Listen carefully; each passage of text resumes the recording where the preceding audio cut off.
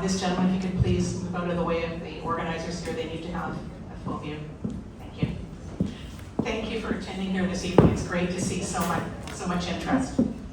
I'm Scenery Slater, and I'm a past president of the Ambleside Dudley Ratepayers Association, and I'm your moderator for this evening.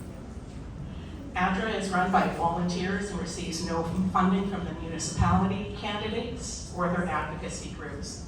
It's nonpartisan, and unlike other groups holding candidate meetings, is not a registered third-party advertiser or sponsor.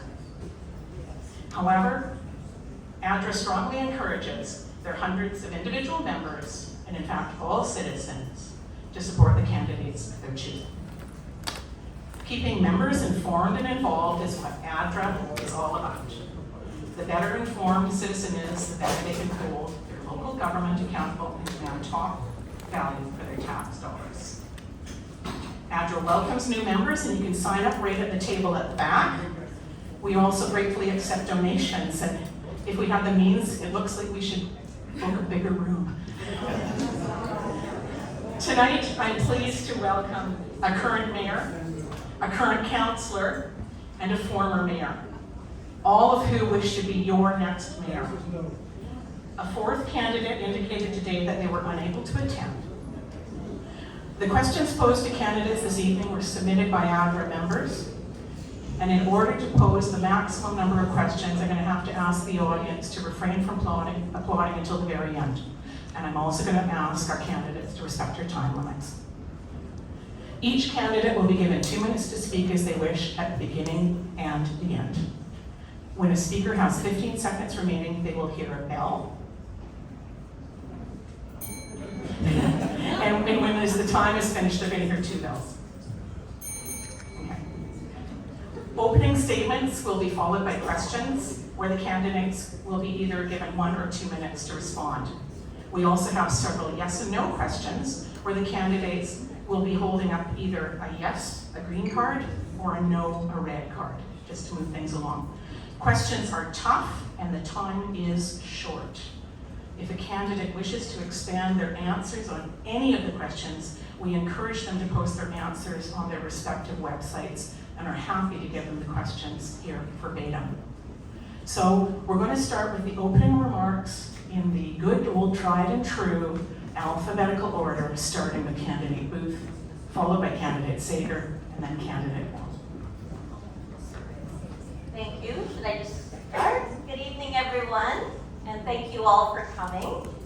I want to acknowledge that we're gathered on the traditional territory of the Coast Salish peoples. 30 years ago, my husband and I chose Ambleside as the place to raise our family. We enjoy many of the same things you do. Safety and security, our beautiful waterfront and parks and seawalk, and amenities such as this fabulous senior center. And today we have a thriving community center, a beautiful performing arts center, and 3 artificial turf fields. Looking back, each of these projects was highly controversial. I mention that because change is hard. We do need to ask the difficult questions about any new proposal, but change is coming and we need to plan for it. In my view, it's what leadership is about, working together to address the significant challenges that we face while protecting what we all love and have. So let's start with housing. My husband, who grew up here, had neighbors who were firefighters, teachers, bus drivers, and who after work coached soccer and the Boy Scouts. Sadly, few of these young families can make West Vancouver their home today. Just as many downsizers can't find a place in the community that they helped to build. I believe we can once again make West Vancouver a more inclusive community. Next is climate change. We have hundreds of homes that are vulnerable to forest fires and sea level rise. And I'm proud of the leadership that West Vancouver has shown to mitigate and adapt to climate change. And I will continue to support changes to protect our natural environment. And then of course there's traffic. There's no easy solution. As much as the traffic comes from outside West Vancouver. But for the first time ever, we have joined forces with the 4 other North Shore governments to implement 13 high priority transportation improvements. Thank you. Thank you. Ms. Booth. Now we'll hear from candidate Sager. Thanks so much, Scenery, and thanks to all of you for giving up your Thursday evening and coming and sharing it with us. Your interest in our community is most sincerely appreciated. As many of you will know, I'm born and raised in West Vancouver. My first bedroom still exists above me. Oh, not loud enough. Okay, how's that? Thank you. As you may know, I'm born and raised in West Vancouver, and my original bedroom still exists above the Feast Restaurant in Thunder Ave.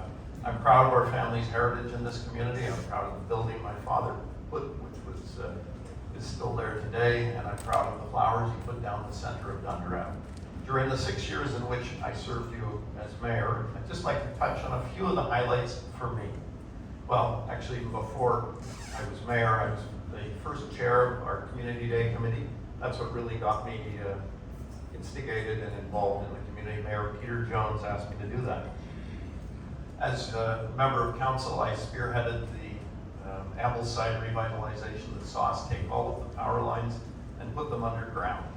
A vast improvement for Ambleside. I wish the same thing had happened out in Horseshoe Bay. As mayor, we saved the ferry building, the Silk Purse, the Gertrude Lawson House. We created an endowment fund, and when I left office, we had $50 million in non-tax reserves, probably the healthiest position that I've been in. And we held the line on taxes for 6 years. We negotiated the Seaview Trail. If you're ever out in the western part of the community, I'm extremely proud of that. We negotiated with CN and we did it well. We created the Cypress Old Growth Forest, and a beautiful place it is up there. We created the first underwater marine sanctuary. We started the Harmony Arts Festival, and I am extremely grateful to the thousands of volunteers that have kept that going now for 30 years, and the success it is. Whoa, that's quick, 2 minutes. I wanted to get on all the things looking forward. I'm too slow. I'll try and catch it in questions. I'll pass it over to Marcus. Thank you. Thank you, Mr. Sager. Now candidate Wong. And just to let you know, the first bell means you have 15 seconds left. Oh, I have more. Very good. The second 2 bells is you're done. Believe me, Judy's going to come and grab the mic from you. You're done.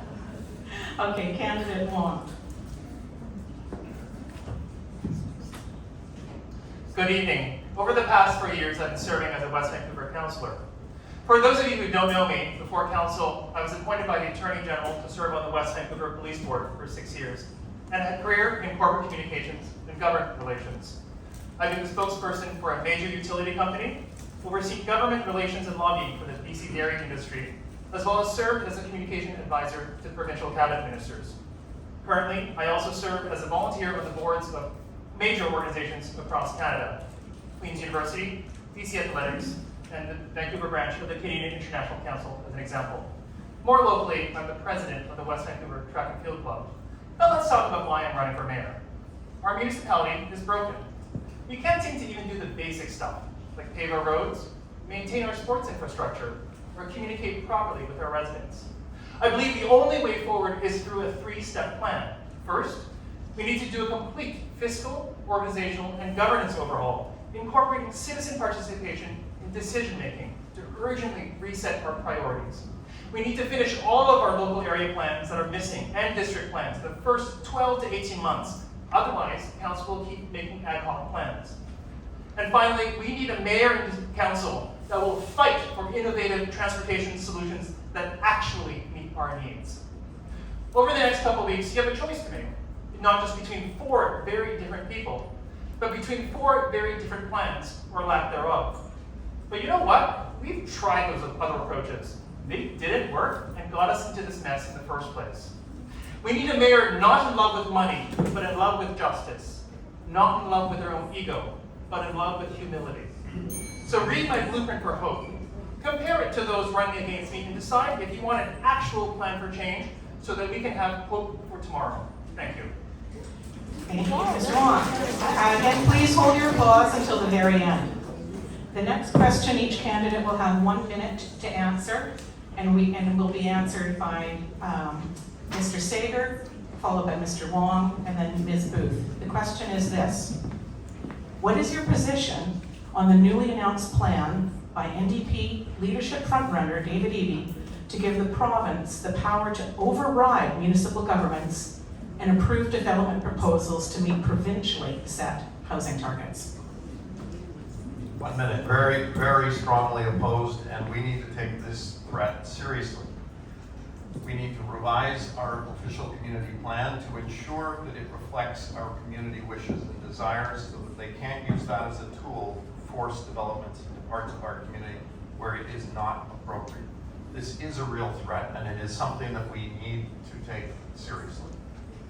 I'll pass the mic. Thank you. To candidate Wong, please. That's a great question, and it just reinforces the importance of our local area plans. We've dragged our feet for years, you could say even decades, in getting our plans together. Now the NDP government wants to mandate it on us. So we need to get our acts together, otherwise it will happen. But at the same time, we need to advocate and fight for what we want in our community instead of just sitting back and passively letting them tell us what we want. Thank you, please. Hold your applause. Candidate Booth.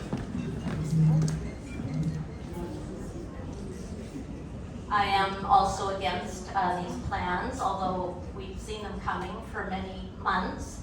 In fact, West Vancouver has been on the radar of the province because there has been a number of really good housing projects that we've turned down, actually over 200 because of split votes. And now the good news is I actually do know David Eby personally. I read his press release today and I have a good working relationship with him. He has promised full consultation. And I can tell you that no municipality in this province is going to be happy with this. And if anything, it's a bit of a shot over the bow. So I will oppose it. I'm taking it seriously, but he has promised full consultation. Thank you, Ms. Booth.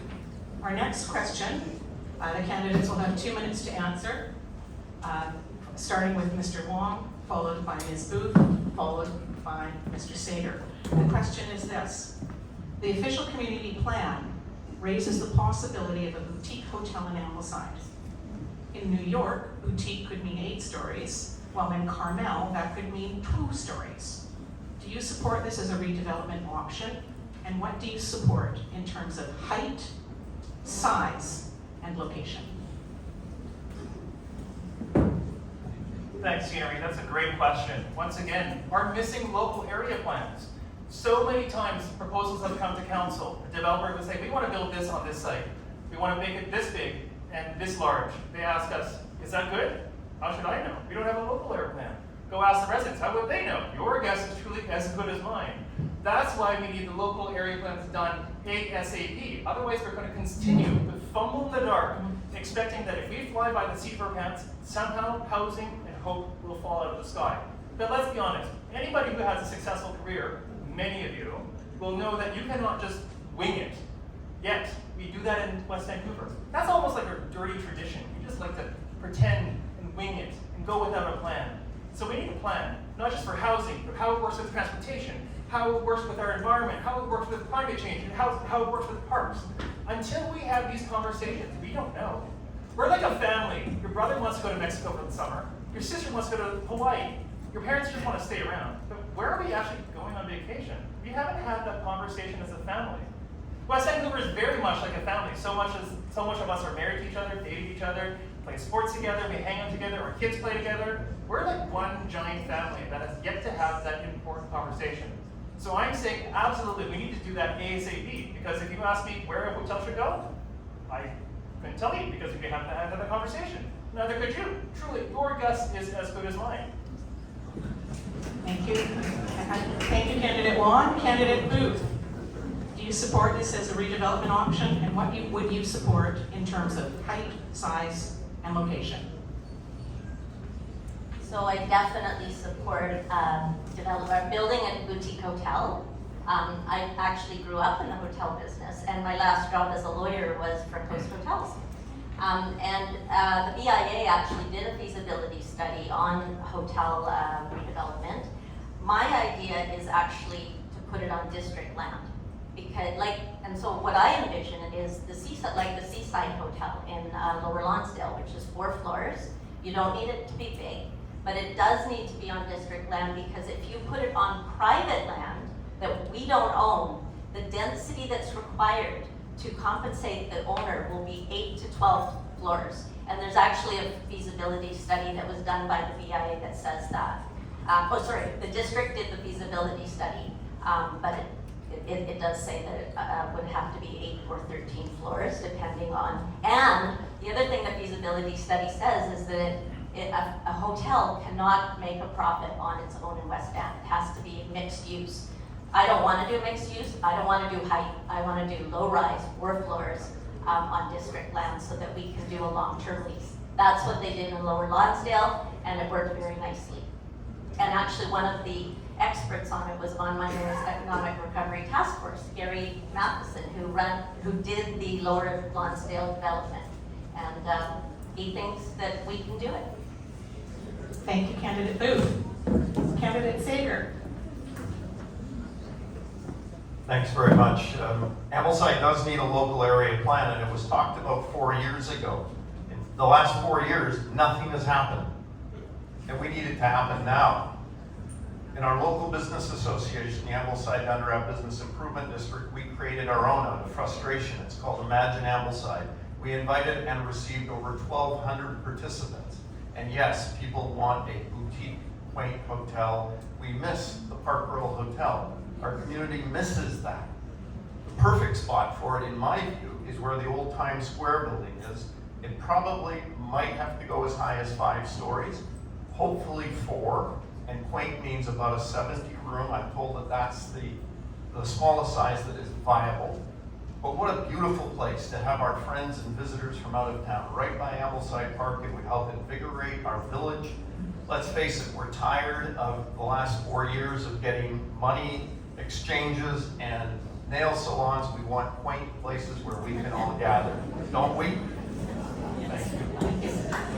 So our next question will be a yes and no question. So you can hold up your red card for no or your green card for yes. And I will have you, please hold them up for quite a while so everyone can see in the back. And I know a lot of people want to take down exactly who's answering which way.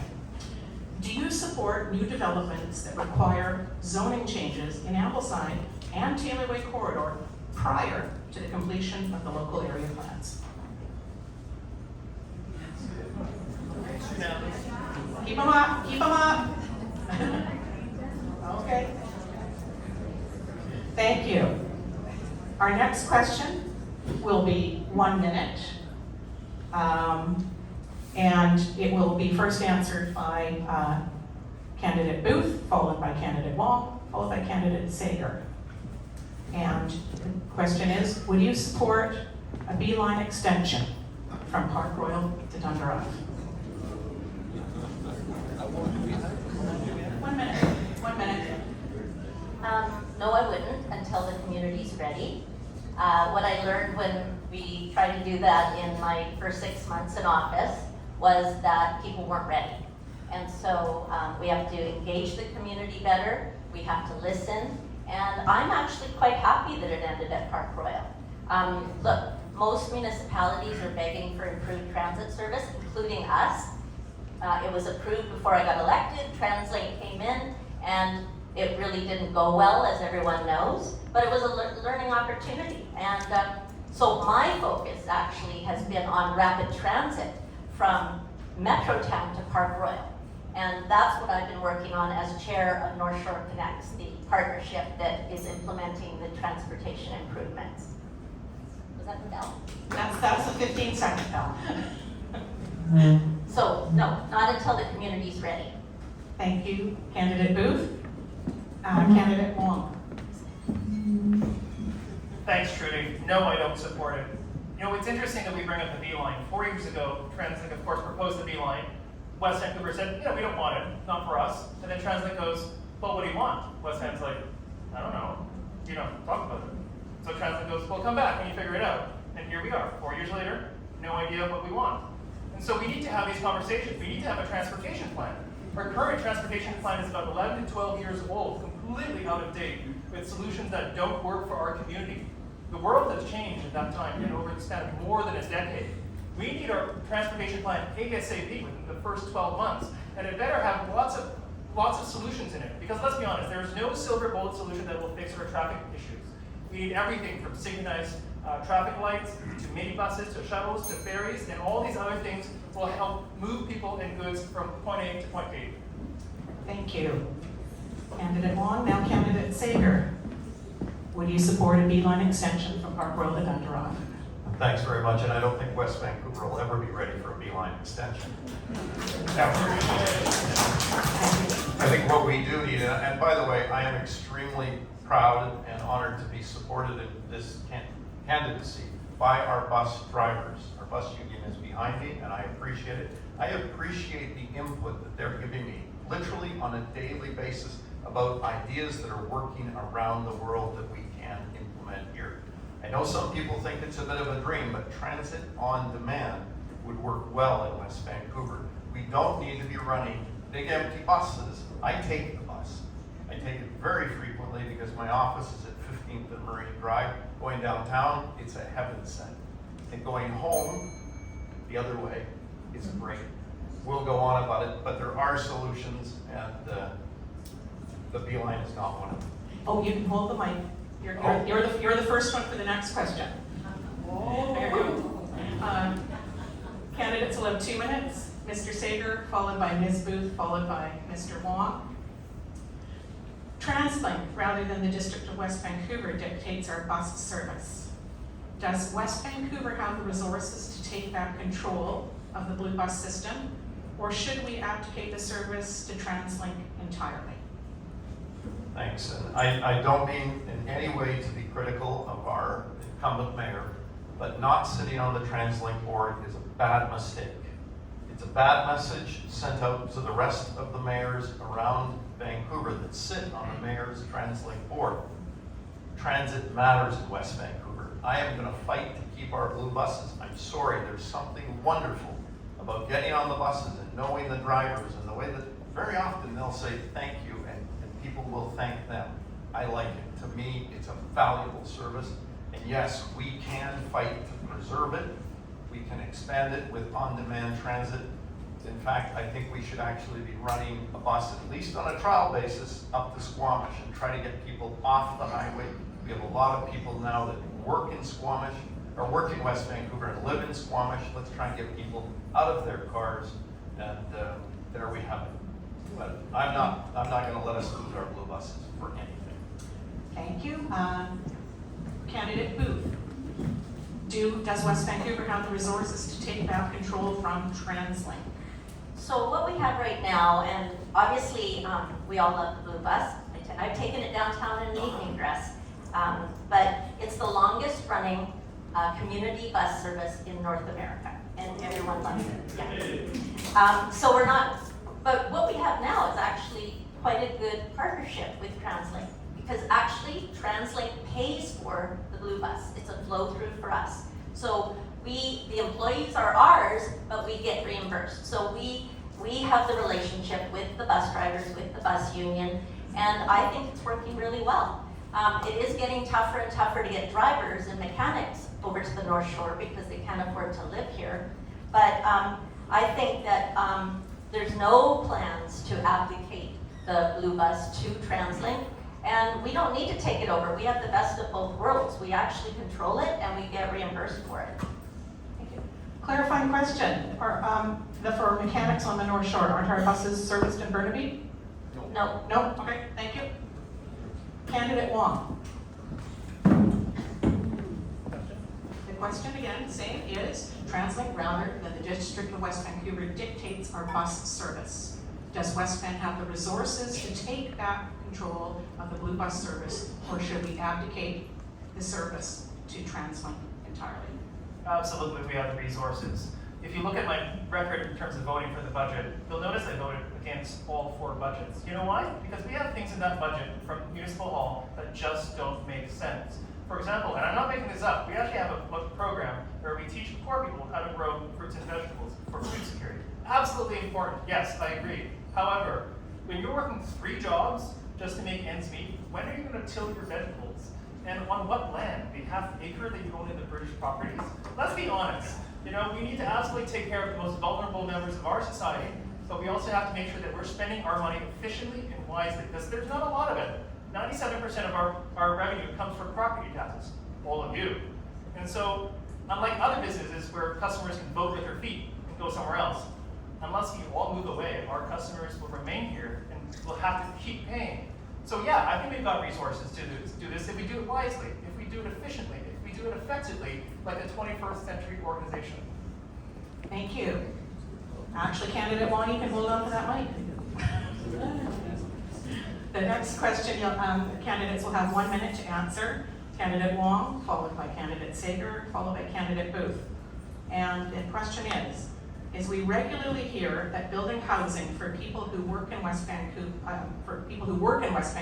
is a viable strategy to address traffic congestion. Yet most people that live in West Vancouver work elsewhere. What are your thoughts on this? Thoughts on, sorry, can you? That most of we regularly hear that building housing for people who work in West Vancouver is a viable strategy to address traffic congestion, yet most people that live in West Vancouver work elsewhere. It's a contradiction. What are your thoughts on this? Thanks for the clarification. It's a long-winded question. Yeah, so absolutely that's true. We have stores, restaurants, cafes, whatnot, teachers that are working in this community but that can't live here. So we need to find ways to do that. But at the same time, West Vancouver is a special community. Without these local area plans, we don't know what we can build and where. So absolutely, we need to figure this out. When I grew up in West Vancouver, I remember going down to the 7-Eleven on Marine Drive. All my friends would be there. We'd hang out, some of us would have summer jobs. I remember one of my buddies worked at the bread garden, remember the Park Royal. And that's the community we used to have. But somewhere along the way, we dropped the ball, The community that once was is no longer. And so, absolutely, I think we need to find ways to keep our children and our grandchildren in this community and ensure that we can still have the community that we want for the future. Thank you. Candidate Sager, your opinion on people that live in West Vancouver and work elsewhere. Live in West Vancouver, work elsewhere. Yes. Well, West Van's always been and always will be a bedroom community. That's kind of the fundamental nature of where we are. But to create housing for people that work here, if we want to realistically create housing for firefighters or police officers or school teachers, they don't necessarily want to live in high-rise apartment buildings. Most of the people I know, they want to live in a ground-oriented home. That's why they move to Squamish or they move out to the valley. One of the things that cities like, take San Francisco, for example, where our daughter lives, what they've done is rather than tearing down beautiful old buildings and houses, they allow them to stratify them.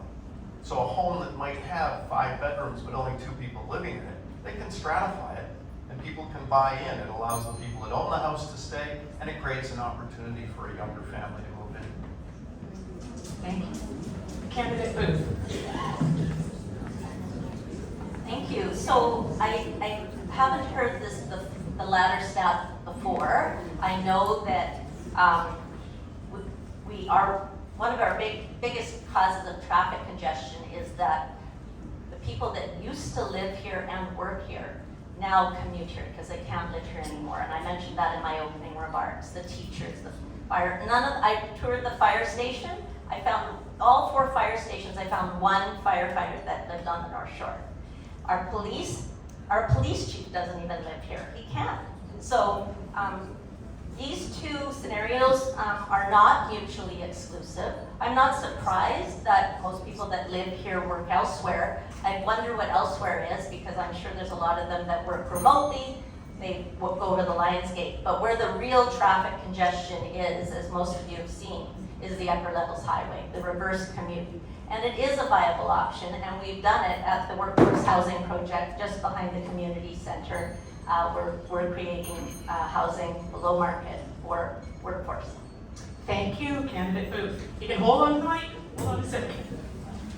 We're moving into subsidized housing questions here, and we're going to have, each candidate will have 2 minutes, and we're back to the Booth, Sager, Wong order. Today, the District of West Vancouver has not actively pursued either federal or provincial funds to provide subsidized housing.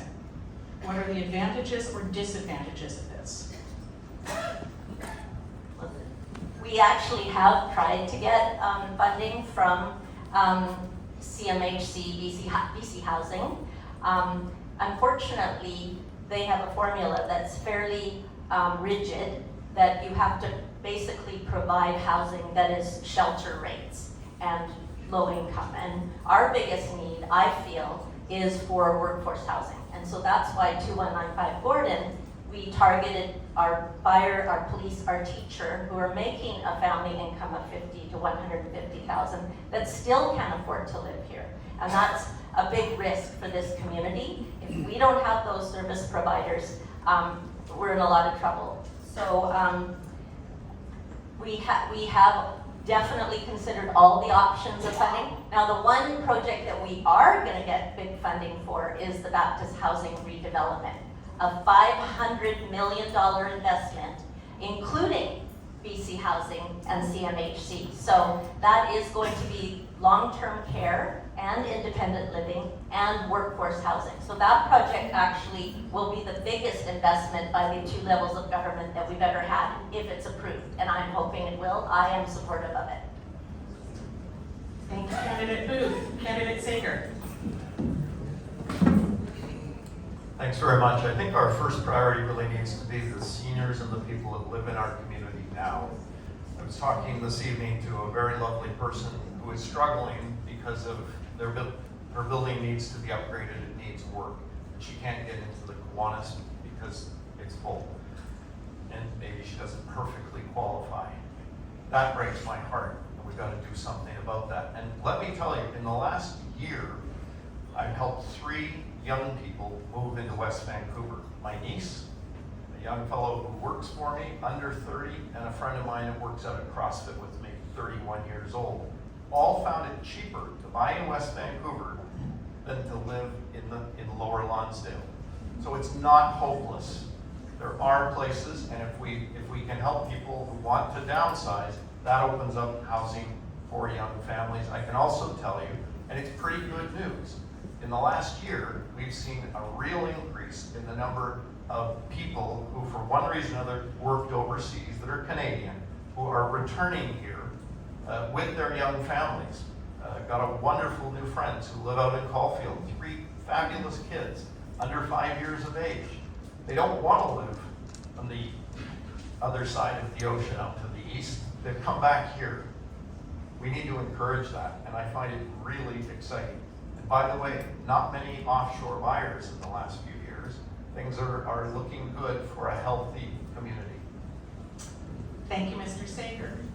Mr. Wong.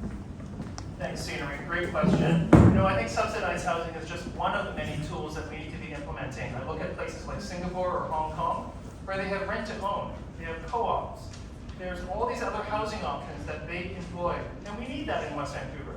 Not everybody has 2, 3, 4, 5 million or more for a house or an apartment. I think of myself. I make $54,000 on council. It's not enough to live in this community. I'm really lucky that I have family support for that. But for those of us who don't, I think we need to be creative, think about all these housing options, and think about the community we want to have in West Vancouver. Thank you. Our next question, the candidates will have 2 minutes each to answer, starting with Mr. Sager, followed by Mr. Wong, and then Ms. Booth. The District of West Vancouver is supporting a below-market housing project on Gordon Avenue by leasing lands to a non-profit for $1. In return, we are to receive housing to be rented at 70% of market rates. Lynn Valley has recently run into problems with this model. Would you please comment?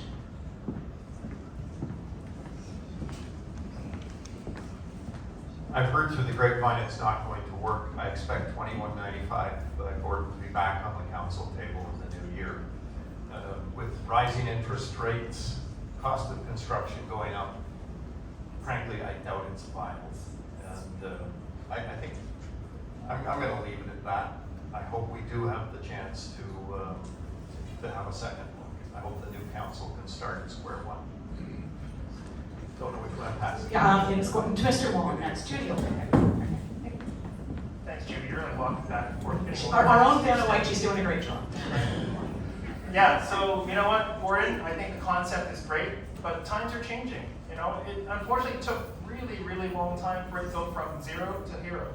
And so, yeah, like Mr. Sager, I would be in support of relooking at that project. That being said, like I said earlier, we need all different kinds of housing options in this community, both single detached, condos, duplexes, all that sort of stuff, as well as different home ownership methods, whether it's rental, whether it's rent-to-own, and whether it's co-op, etc. Thank you, Mr. Long. Ms. Booth. So I'm actually really proud of the 2195 project. We're being a leader in the region. Councillor Wong supported it. It took us 3 or 4 years to settle on a form. We wanted to do everything there. But right now, what it will have is 150 below market rental for that income range, and anybody that's in that income range can qualify, including seniors. It's gonna have an adult day center, which was what I heard the last election, and we made that happen after the adult day center closed down. But, and then it's gonna have market condos to pay for it. And this project worked out so well. First of all, we paid $16 million for the land. Well, we actually sold, well, we leased both parts of the project, the below market rental and the market condos, and we sold the latter for $22 million. Now, the project is not gonna fall through. We've got $1 million in the bank from Darwin. This project is going forward. In fact, they're set up a sales center at the Westin, or it's called the Westin on Bellevue. So I'm really proud of it. We got our return on our money. We got our money back. We got a return on our money. We're keeping both properties. We're not selling them. They're on long-term lease, the rental on 60 years, the condos on 99. We're meeting the needs of our community with workforce housing and condos for downsizers. And we get to keep the land. So this is a win-win-win all around. I'm super excited about it, and it's going forward. Thank you, Ms. Booth. The next question is for Mr. Wong. When council candidates were asked on Tuesday, should below market housing be provided to those earning above the median West Vancouver income, the majority responded no. However, the Gordon Avenue project does exactly that. Would you like to comment?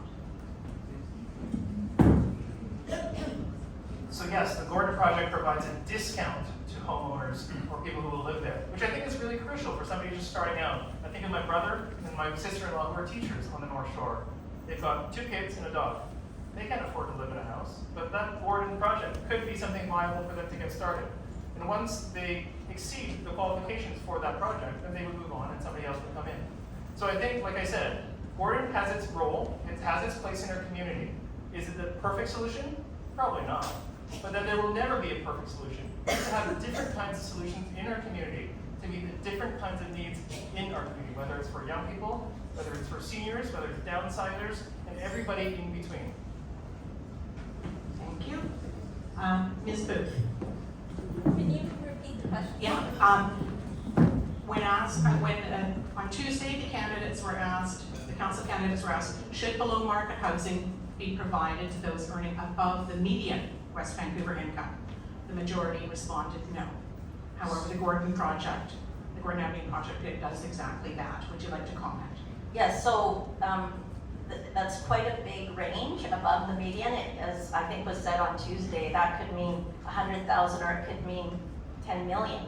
But there are very strict requirements for getting into that project. So look, we do what we have to do as a community. The Kiwanis, who's also going to be running the below market rental because they've expanded their mandate to include families, not just seniors. They're right beside it. They've been offering reduced below market rental to seniors for eons, and it's a very, very successful model, and it meets a community need. So this is a way for us to use our district land to meet a community need. So yeah, I mean, but the fact that it's going to be above 90,000, which is the median income, I don't think is necessarily relevant. Thank you. Just to confirm, actually, the last census put household income in West Van, the median income is $104,000.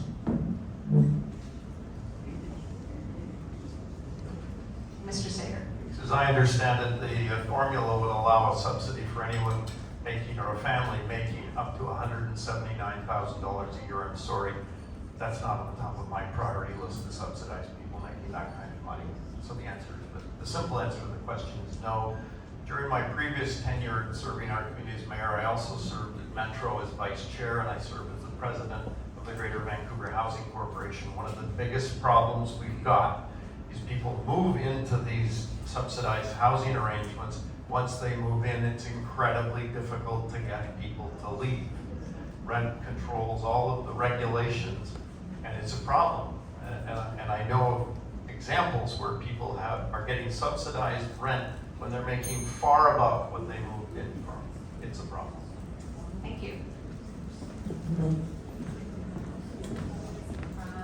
The next question for 2 minutes to answer.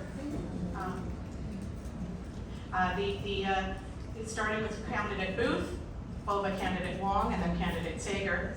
Is the District of West Vancouver has approximately $4 million in a housing affordability fund. How do you propose these funds be best used? Well, it's tough to do anything with $4 million in West Vancouver, unfortunately, when you have a median house price of 3.5. What we've learned, and that money came from the Sewells development. We took part of the money, $10 million in community amenity contributions, and we put it back into the community, and everyone's seeing the beautiful, well, you're gonna see the beautiful Horseshoe Bay Park. And we took $4 million and we put it in a housing affordability fund. What we've learned since we did that, and that was over 5 years ago, is that it is really tough to spend that money, and we'd rather take a bird in the hand. And so with the Gateway residences, which were 300 rental units, we actually took our community amenity contributions in 37 childcare spaces and 11 below market supportive units for people with disabilities.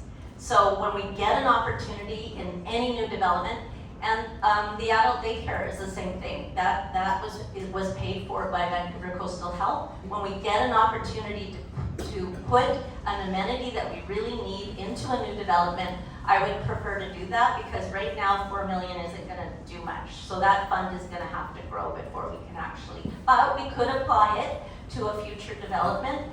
You know, for example, the rent-to-own idea. I would have loved to have done rent-to-own as well, but we just couldn't do everything in one project. But the next development that we do, and I'm already looking to that, is on district land, is we can have that, we may be able to use that money to help with the rent-to-own program. So, Thank you, Ms. Booth. Now, candidate Wong. Thanks, these are really good questions, really good debate questions. You know, $4 million isn't a lot of money. Candidate Booth is correct.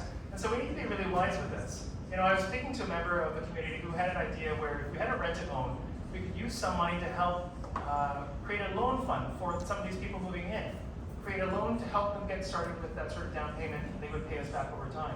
And that could be a self-sustaining pot of money that grows over time, but then of course we're at the same time getting our money back with interest, of course, don't worry, and helping people move in, get settled into the community. But of course, this $4 million will need to grow significantly. Land is the one thing we're not making more of in West Vancouver unless we start going into the ocean. So we need to be very careful. But of course, we need to have compassion for those of us in the community, whether they're you know, seniors who are down and out or young people who are just getting started. Thank you. Candidate Sager. Candidate Sager.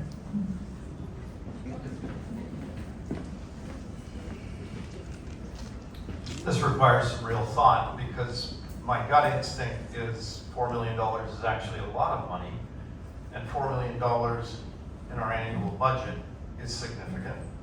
And one of the biggest challenges to affordability in our community is our municipal taxes.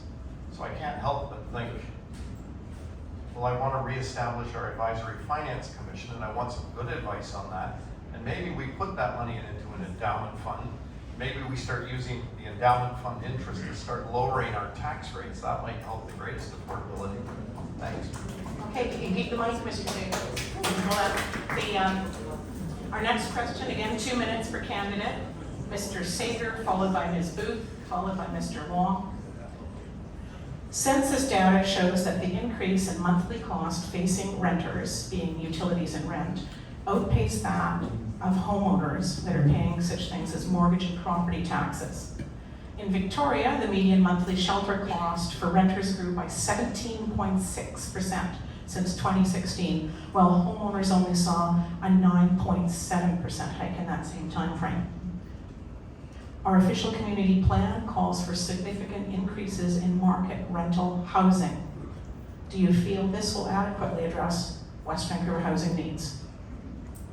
We've got a lot of new market rental housing in those rather interesting buildings at the corner of Taylor Way and Marine Drive. We'll see how they take up, if anybody wants to live in them. Sorry about that. Wasn't on council.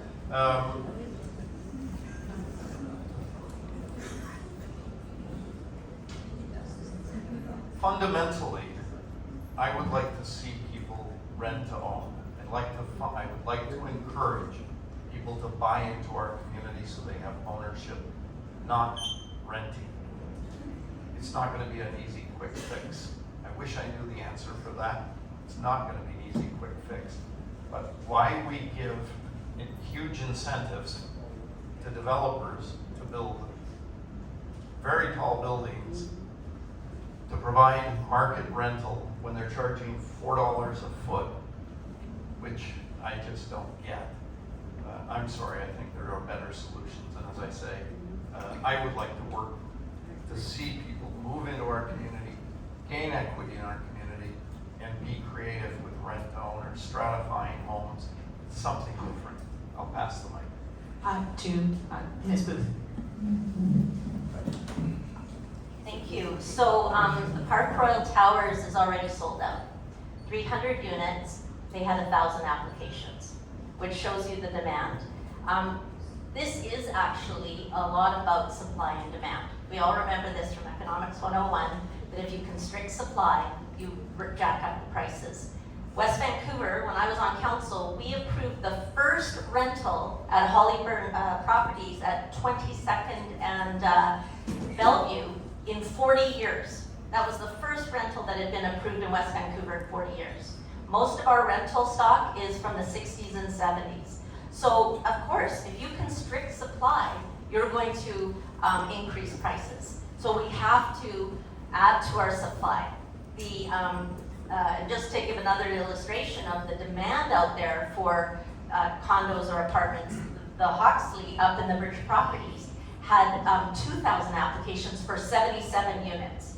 So there's a huge amount of demand, and everybody's chasing after the same product. It's the downsizers, the families, the young professionals. They're all looking because they can't afford our single-family houses. So that's what balances out of Sync in West Vancouver. 60% of our housing stock is single-family houses. 25% to 30% is older apartment buildings, and only 10% is newer, ground-oriented condominiums, duplexes, etc. And that's what's causing a huge, and that's why 50% of the people buying condos in Lower Lonsdale are from West Vancouver. Okay. So we need to increase supply. Thank you, Ms. Booth. Now we'll hear from candidate Wong. And the question was, the OCP calls for significant increase in market rental housing. Do you feel this will adequately address West Vancouver housing needs? It can. The official community plan actually provides for gentle densification if you read the entire document. So let's look at the numbers. There's about 20,000 homes in West Vancouver, of which 58% are single detached. So let's say 10,000, we'll round it up. So imagine if these 10,000 homes all built a tiny coach house on the property. We'll limit it, say 500 square feet, no more. We will even dictate the size, the height, and all that sort of stuff. And make it easy for these people to build it. Perhaps building permits would be cheaper or even free. We'll expedite you to the top of the list for approvals if you meet all these very strict requirements. That would almost overnight create 10,000 coach houses, right? Theoretically. Of course, not everybody will build a coach house because nobody can do that many that fast. But even if imagine just 10%, 20% of those homes did it, and we can make them rental. Wouldn't you rather live in that kind of housing than in a tall tower? And we would have all this housing sort of tucked away in our West Vancouver communities, and you would never know. It would just be still behind the trees. It would look like something on top of your garage or in your backyard. And that's maybe a really creative way to attack this housing issue, the rental issue, as well as the home ownership issue. You could have different kinds of coach houses. I would probably love to live in one of those. So much so that I actually used to joke with Councillor Gambioli that she's building me one. She's not, by the way. Yeah. But I think we need to think about creatively how we're addressing the housing issue. Thank you, Beck. Actually, you can hold on to that mic, Mr. Wong. In the next 2 minutes are yours, Mr. Wong. Here. And the question is, do you support the Cypress Village development as currently proposed? Why or why not? I do, and I'll tell you why. I live in the British properties. Every time I get groceries, I have to go down Taylor Way to Park Royal and trudge all the way down, get my groceries, trudge all the way back. That's like a 2-hour process to get carrots. That's a little ridiculous. Now imagine if everybody in the British properties had their own little commercial center in the British properties to do that. We never have to clog up traffic by going down Taylor Way. But here's the more important part of the Cypress Village project. It's going to take 30 to 50 years, truly, to fully build out. I will be, in 30 to 50 years, really, really old. I'll be close to 80.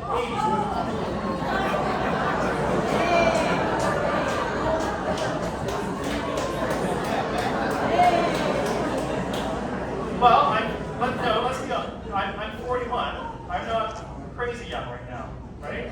And so if we think of it on that sort of time scale, I think it makes a lot of sense. It also provides for a complete community above the highway. What some people don't often realize is that people above the highway don't really like to come below the highway because of the traffic. It's so hard to find a parking spot in Ambleside or Park Royal. I do all my shopping at like 9 p.m., 10 p.m. because I can zip in, zip out without having to worry about that. So that's why I support it. Thank you. Mr. Sager. Thank you. Fundamentally, the idea of transferring density so we can save the western part of the lands above the upper levels highway is a wise decision. I was the mayor when we passed the approval to build the Deer Ridge buildings, and in exchange we got that beautiful park, McGavin. If you've been up there now, I'm very proud of it. We did that 30 years ago. It's the attention to detail. I have not seen, and I'm not even sure, quite honestly, how much detail the current members of council have in all of the fine negotiations. British Pacific Properties has the right to build 1 unit per acre on the remaining part of their land. It's that negotiation, and quite honestly, I'm really glad that a new council with fresh eyes will have the chance to go over it in detail. It's the most important thing this council is going to do ever. I cannot stress how important the negotiations. And trust me, British Pacific Properties is a very sophisticated company. In a way, we're very lucky that we've got just one company. If it was all fragmented in ownership, we couldn't do this kind of transfer of densities. So at the end of the day, we've got to find a win for our community. They don't know yet until I'm there and I get into the real details whether this is a good deal for our municipality or not. And we still have to worry about transportation and all of the things that will go along with that that I don't have time in my 2 minutes to cover. Thank you. Actually, you guys are never hitting your 2-minute mark. I'm amazed. Wow. Thank you, Mr. Sager. Now we'll hear from Ms. Booth. Yes, I support this project, which is 3,700 units over 30 years, so that's just over 120 units a year. One of the fantastic legacies of this project will be the preservation of literally half the mountain, 262 acres as park. So British Pacific Properties will not be building what they're entitled to build because it's all zoned single family across the mountain. It's going to be concentrated around Cypress Bowl Road, the first switch back. And it will be a compact, sustainable, more affordable community because it will have some diversity of housing, including some high-rises, and that's the place to put it because they're gonna be tucked against the mountain, and some duplexes and small single families, so no large single families. I haven't heard the 1 unit per acre. I don't think that's quite the density transfer, but what I will agree to is that this is a super complex deal, and we have been getting a consultant to advise council who is a real estate expert, and we had hoped that we were going to approve it before the election, but there's 29 agreements that are still being negotiated between the parties, and so this is going to have its own school, its own community center, its own fire hall. And what else I'm quite proud about, if I get reelected and get to approve this, is that the McGavin Field area, which is where Rugby Field was supposed to go, is basically going to be all recreation and all open to the public. So it will be accessible to everyone to go and look at the magnificent views, just like our waterfront program, which is almost complete. So I think this is a win-win as well for the community. It's over a 30-year period, and it will be that 15-minute neighborhood. Thank you. You can hold on to the microphone though. I learned earlier today when I'm mixing this up that there's only 6 ways you can mix up 3 minutes. So Ms. Booth will get the question first, 2 minutes, then followed by Mr. Sager, followed by Mr. Long. And what is your view of the proposal to significantly increase the density at Inglewood Care Centre? All right, so you're right. First of all, just give a little context. We had 3 long-term care facilities in West Vancouver. We all know that the West Van Care Centre closed down at 27th and Mathers. Capilano Care Centre, and that was 75 units. Capilano Care is around 200 units. That has closed down. Our last remaining facility is Inglewood, which has 263, I think is the number, 300 maybe around there, units. We learned during the pandemic, these long-term care facilities, which were built in the 60s across Canada, are not up to modern standards on a number of fronts. People are sharing rooms. The care is fantastic at Inglewood Care Centre, but I'll say it was when it was previously owned. So the care was good. Baptist Housing has made a proposal to council. Well, it actually hasn't come to council, but we've been hearing about it, and that's the one I mentioned earlier, to redevelop that site. Now, to maintain those 300 public beds, you need to add density, and you need to add some private beds. There's no free lunch. So this is about, I think, a 700 units was what they were proposing, but in multiple buildings, so it won't be in one building. It'll include workforce housing, independent living, long-term care, and half of the units will be public and half will be private. And so this is, and it will be a $500 million investment in our community from BC Housing, CMHC, and Baptist Housing, which has a 75-year history of running long-term care facilities. So I think it is a win-win. They've done some nice work to make it fit into the neighborhood, but we desperately need this care. We have one of the oldest communities in the Lower Mainland.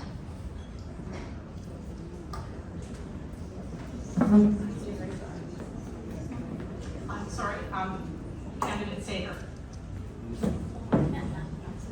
Thanks very much.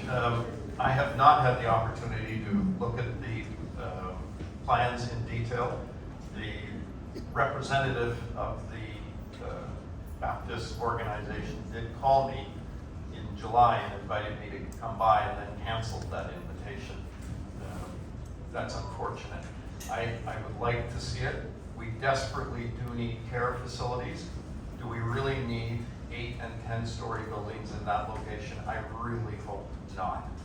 I don't think it's fair to that neighborhood, and I'm really not sure that they're quote-unquote workforce housing.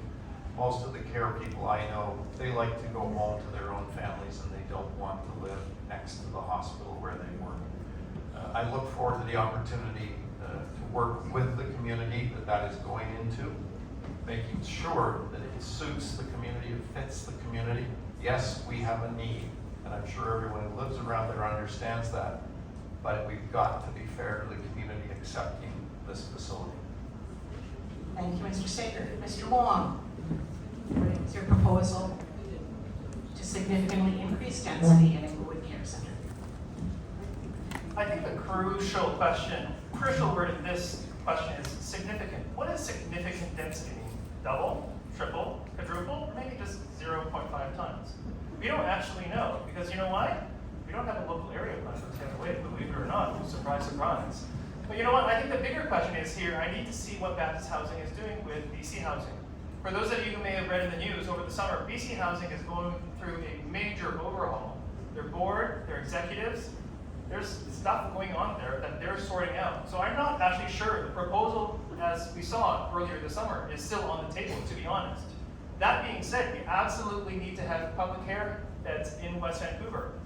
Our population is growing older and older as we speak. About 30% of us, no.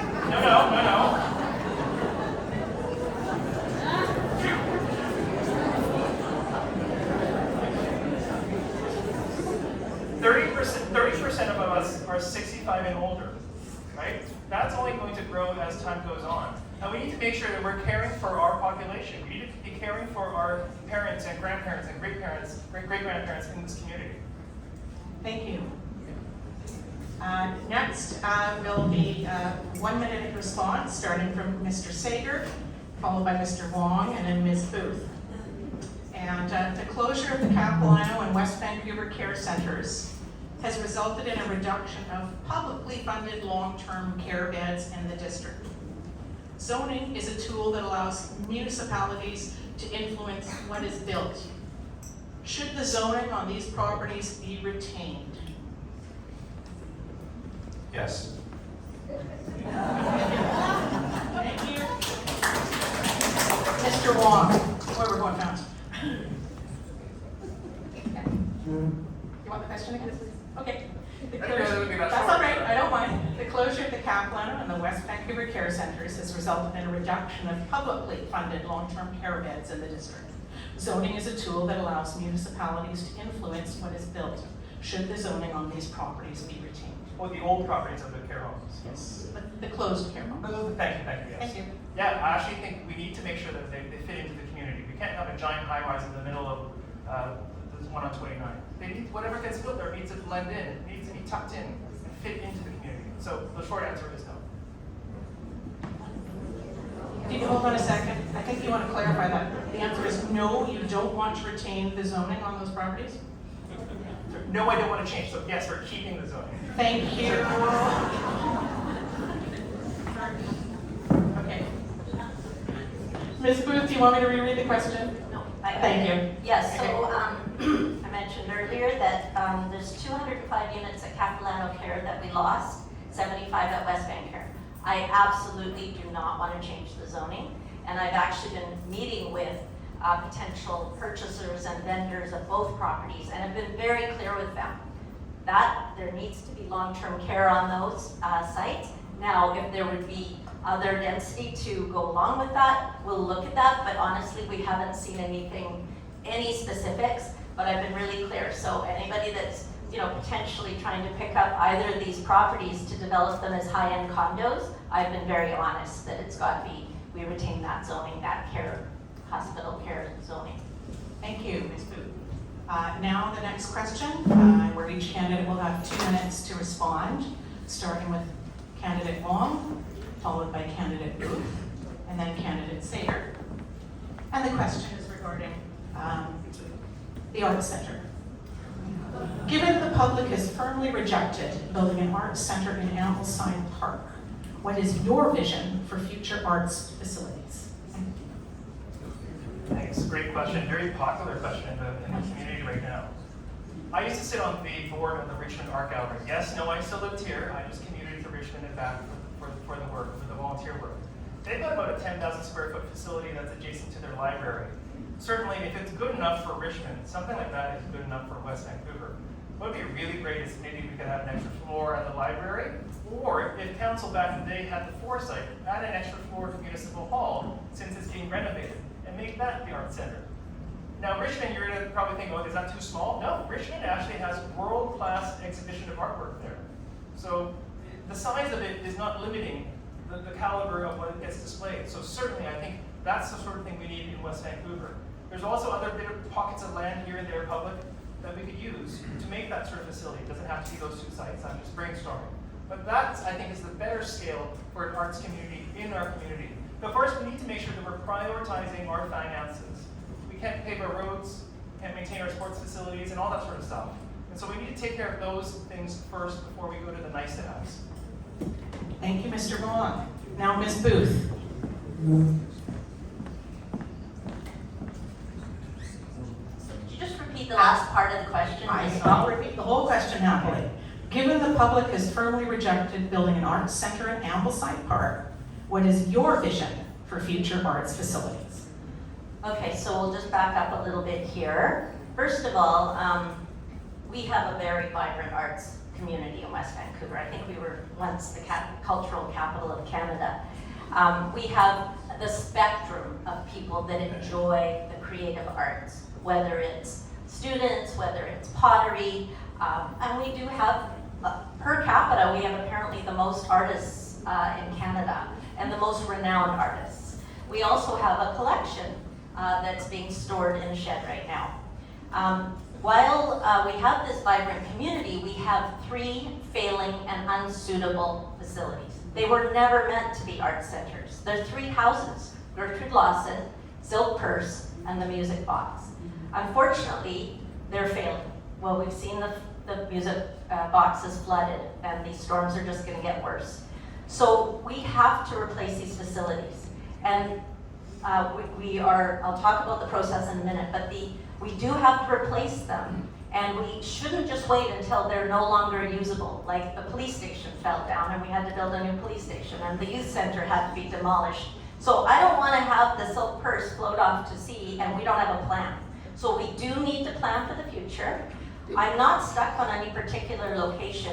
It was a working group that looked at 21 sites in Ambleside and recommended the 2 sites. Firmly against, I wouldn't say that, I would say it was inconclusive. And so that's why we're going back to the community with their ideas around concept and vision. And we've got to be really innovative around the funding, because I think we can do this without going to the taxpayers for the capital, and a governance model. So it's in consultation, nothing has been decided, but again, I use the hotel example. It should be on district land, because if you start putting it on any private land, you're gonna have to go up in height. And I think, again, this should be a low-rise facility. Thank you, Ms. Booth. Mr. Sager? Thanks very much. It's a no-go, obviously, in Ambleside Park. That's a non-starter. And whatever facility, I happen to love the arts. How can I not? Our daughter is an opera singer, and we're grateful to have that kind of talent in our family. Would I like to see West Vancouver have an art center? Absolutely. Can we afford it on our taxpayers' dollars? No, we can't. Not when, as Mr. Wong has said, we've got roads deteriorating and our basic infrastructure needs help. But here's a little idea, okay? Stick with me for a second. You might remember, I call it the Sweeney Building, the rather odd, the little square building at the foot of 16 and Bellevue. The owner of that property, very, very difficult site to redevelop, also owns the old Cal Tire site on 15. I went to them and I said, gentlemen, how about we transfer the density? You give that property up to West Vancouver, you put it in any kind of redevelopment of your Cal Tire spot, and let us have that. There's also a tract of land owned by a very prominent West Vancouver resident who bought it for reasons we won't go into right now, but it's about a 10-foot tract of land, and you can see it if you go down and look. It's fenced off. Combine those 2, and then we go to the public and say, okay, here's a beautiful place, great presence on the street to put an art center, and we raise the money. We try and raise the money out of benefactors in our community, and that would help with some life in Ambleside. It's just one idea. It came up through our Imagine Ambleside process. Somehow in the redevelopment of Ambleside, it's got to go that way. It just can't come out of our back pockets. Thank you. Thank you, Mr. Sager. The next question will be answered by Ms. Booth, followed by Mr. Wong, and then Mr. Sager. And You have 1 minute to answer this. There is currently a call for volunteers for 14 different committees. 4 of these committees are the Public Art Advisory Committee, the Art Museum Advisory Committee, the Arts and Culture Committee, and the Arts Facility Advisory Committee. Do we need this many arts committees?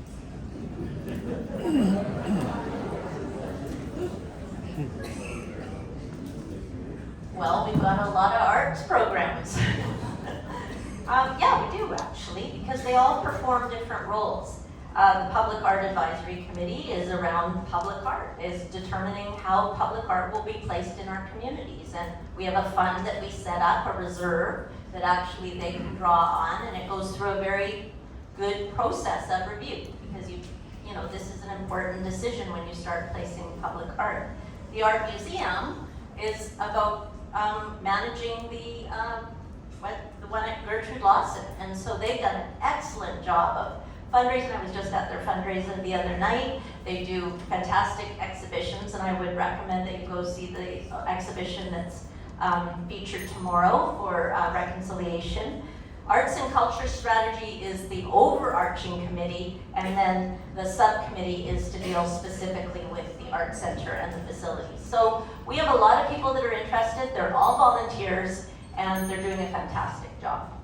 Thank you, Ms. Booth. Mr. Long. No, we don't. So part of my plan is a complete organizational and governance overhaul. Yeah, art is great, but we don't have the basic building blocks to make decisions in our municipality. Where's our transportation committee? Where's our governance committee? Where's our finance and audit committee? Where's our, it goes on and on. Where's our urban planning committee? Where's our parks committee? Where's our environment committee? We don't even have the basic elements to make decisions. Yet, we've got all these arts committees. So I'm calling for a complete overhaul. The triangle is upside down. We need to make this right side up.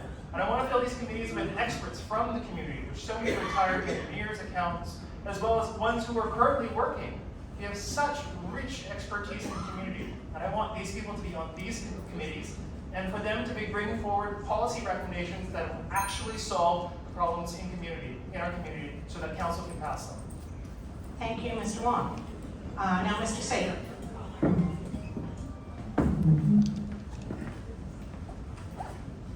The 4 arts committees doesn't sound like our biggest problem. What I propose to do is bring back the Advisory Finance Commission.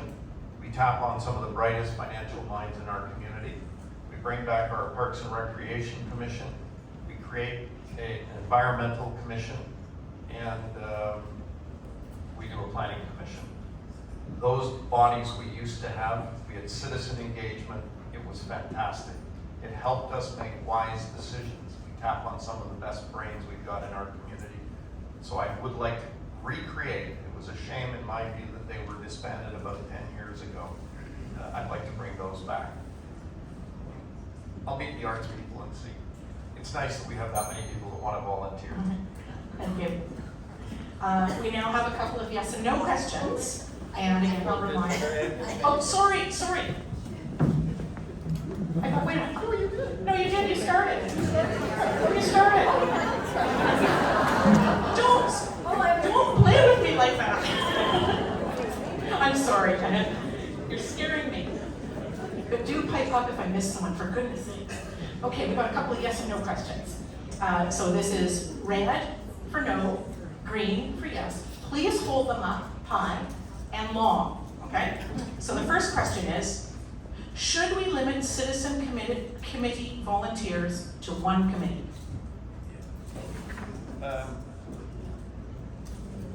There's a little exception to that. Okay, well, as I said at the beginning, if there's concerns and you want to expand on these questions, I hope you do so on your website. Okay. So the next question, it's a yes and no again. Some committee members remain for years on a committee while others are permitted only one term. Should there be clear guidelines for length of tenure of a committee member?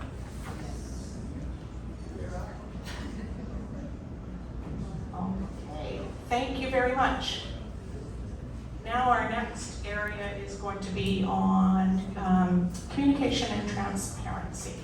And the question will first go to Mr. Sager, followed by Ms. Booth, and then Mr. Wong. So, 2 minutes for each candidate. Thank you. Transparency is a cornerstone of democracy. In what ways does the District of West Vancouver achieve transparency, and what specific actions can be taken to improve district transparency? Thanks. I feel very, very strongly on this issue. I'm told, now I do not know this firsthand, but I'm told that if you write an email to Mayor and Council of the District of West Vancouver, it actually doesn't go to Mayor and Council, it goes to staff. I may be corrected on this, but I've been told this by a few of the members of Council that they don't get your emails. That's ridiculous. If I'm the mayor, the phone number will be at the front of the website, and if you want to call me, you'll call me. I'll answer the phone. We start right there.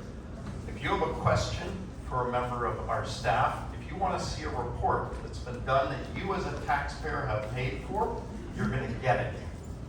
I don't like this. We're going to have things behind closed doors. We're going to make secret decisions, and you can't get staff reports and reports paid for by other consultants. This is really important to me. I also want to reestablish the way we used to do things, where each member of council is responsible for liaising directly with staff. Right now, all of the questions for members of council, as I understand it, must go through the mayor to staff. I don't like that. We'll have members of council with direct access to our senior staff. We'll have good back and forth. Very fundamental to me. Thank you. Thanks. Candidate Booth. So I also believe in great communications and full transparency. And when I got elected, the first things that I implemented were an annual mayor's update, which many of you are subscribers to, meet the mayor, which I did quarterly at the library, and coffee with the mayor. And then I would go out to different places across the district. So I made myself fully available to the community. COVID did put a bit of a wrench in that. We had to stop those for a bit.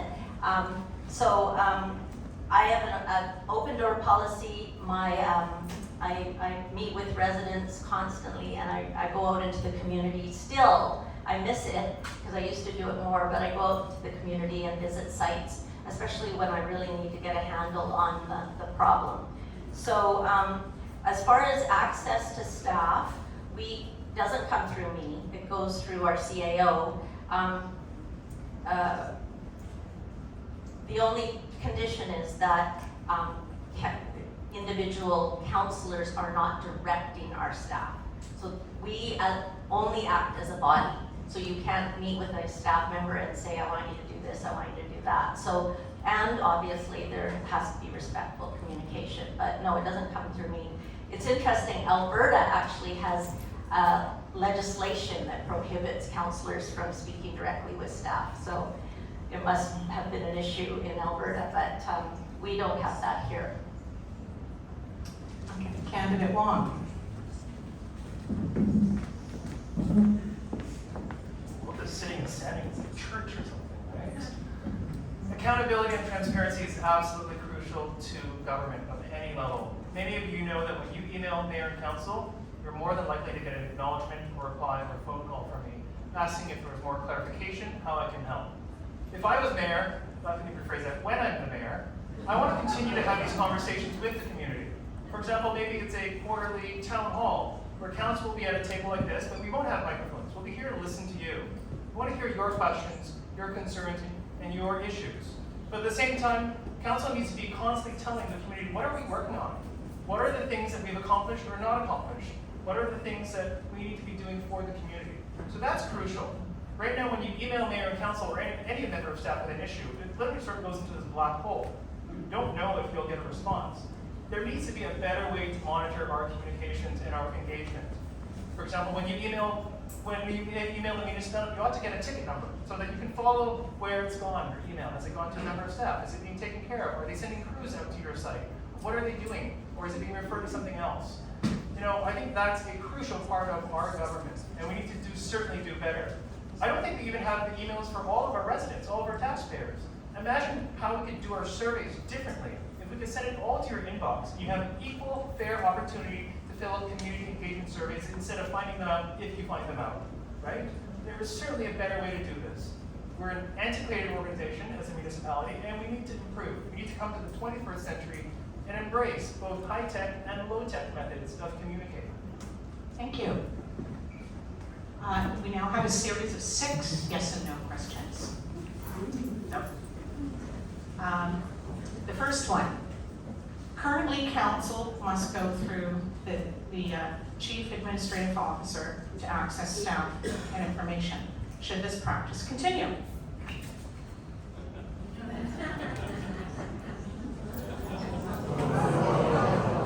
You. Everyone there? The second question.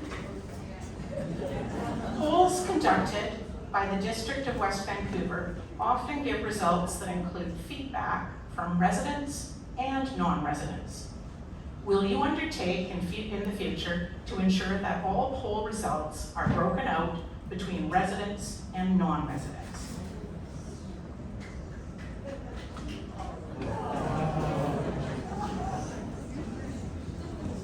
Thank you. Excuse me, would it be possible to report what is being presented for those of us who aren't able to see? Just ask if you could report what. Sorry, what was it? The question is, the gentleman can't see Okay, the thank you, cards. okay, thank you, okay. The next question, on Tuesday's council candidates meeting, they overwhelmingly supported participating in town hall meetings. Will you commit to participating in town hall meetings where questions can be asked and answered publicly, and as well as holding them for specific issues of public interest? The response is no from candidate Booth and yes from candidates Sager and Wong.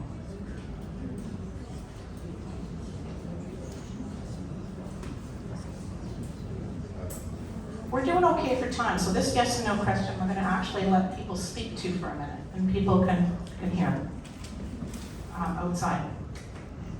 Public correspondence is a vital source of information for local government and citizens alike.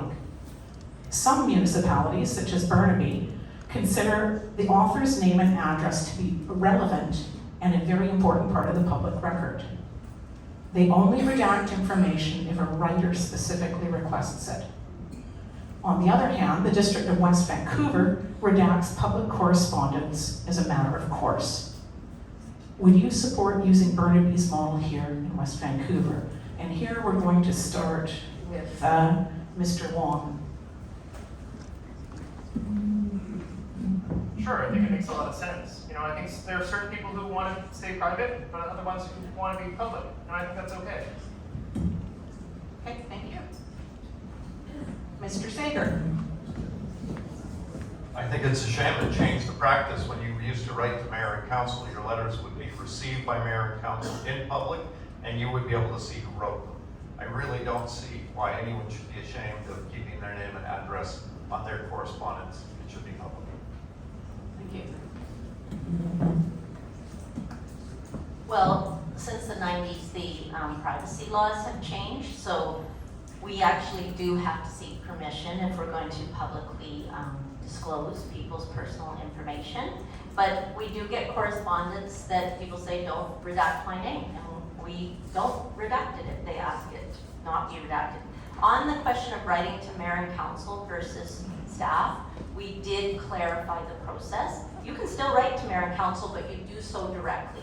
And then if you write to correspondence, we don't call it mayor and council anymore because it was misleading.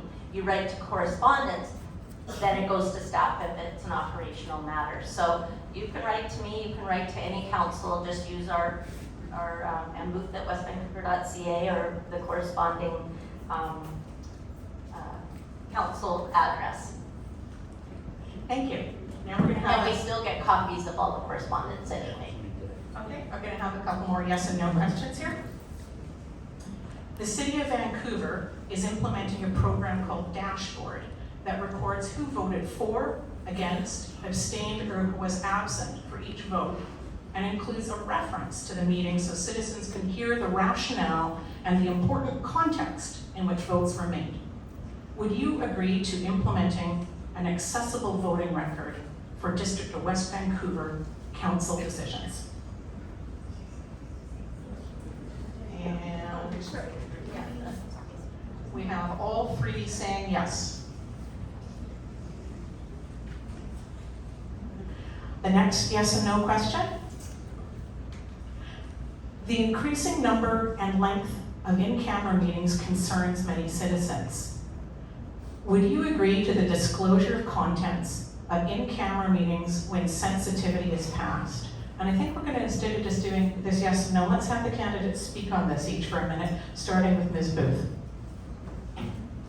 So by legislation, under the Local Government Act, we are required to hold certain matters, discuss certain matters. It's in the business, land, labor, law, in a closed meeting. So the legislation dictates very clearly what has to be discussed in closed, and we, every meeting, have to make sure that every item falls under a specific category, and there's like A to J of categories. So we don't have discretion on land, labor, law issues. So if there's a contract that we're discussing, if there's a personnel matter that we're discussing, or if we're discussing the sale or disposition of land, it has to be done in closed. But we can vote to release information. And that was the case with the West Van Tract situation, which was about a contract, and councillors voted to release who voted against it. There was Councillor Thompson and Lambert that voted against the tract. So we did release that to the public. Thank you. Mr. Sager. In almost every situation after the sensitivity of the matter is passed, yes, you have every right to know what we've talked about and how we voted. I completely agree. And I also, when I was mayor before, at the beginning or end, depending when we had an in-camera meeting, I would let people know, we've had an in-camera meeting tonight and discussed on the agenda without getting the details, but at least you know the kinds of areas that we were talking about. You're entitled to know. Thank you, Mr. Sager. Mr. Wong. Yes, I can carry my green card here. You know, assuming it's not against the legal requirements as set up by the province, yeah, it should be absolutely open for everybody. Thank you. You can hold on to that mic. We're moving into finance, and this one's a real straightforward, but it's 2 minutes. Could you please comment on the district budget and expenditures? Just comment on it? Your opinion. Sure. You know, I think I made some comments earlier. I'm not convinced that we're spending our money wisely. You know, I sit on the board of Queen's University, where I oversee, as part of that body, a budget, operating budget of about 700 million and capital assets of 2.2 billion with a B. West Vancouver is about 124 million in our operating budget and 700 million in our capital assets. Certainly, if an organization as complex as a university, with staff, faculty, administration, and students can operate so efficiently, certainly West Vancouver can as well. I gave you the example earlier tonight about some of the things that I don't like that was never included in the budget. For example, the program to teach people how to grow their own fruits and vegetables. There's also one where we will display and conserve and preserve people's things after they pass away, which, you know, I'm not sure that's the mandate of our municipality. We need to be prioritizing the things in our community that really need to get done. Paving our roads, having our traffic lights synchronized. Did you know that every time we want to change the timing of our traffic lights along Marine Drive, we actually have to send somebody up with a ladder? Because these are old school, old-fashioned traffic lights. So we can't actually even synchronize our own infrastructure. Now we're talking about the nice-to-haves? I'm not so sure. Thank you.